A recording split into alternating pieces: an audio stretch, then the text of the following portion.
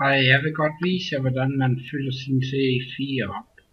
Først så tager man og skruer mundstykket af.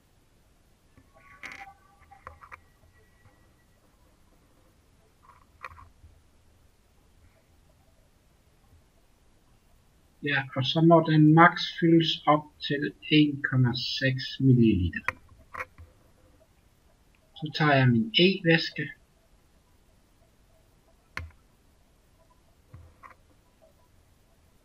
Og så fylder jeg den ned langs kanten, mens jeg holder den på strå.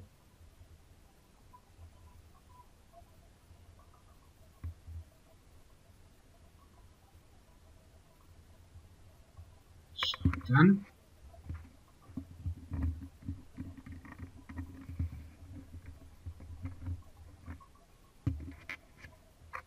Så tager jeg mundstykket og skruer på igen.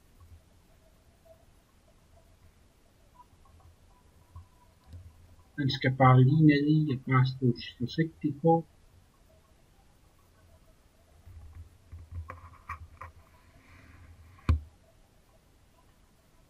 Nå, jamen, så skal vi jo lige vente lidt, for løgnen skal lige have tid til at suge e-væsken op.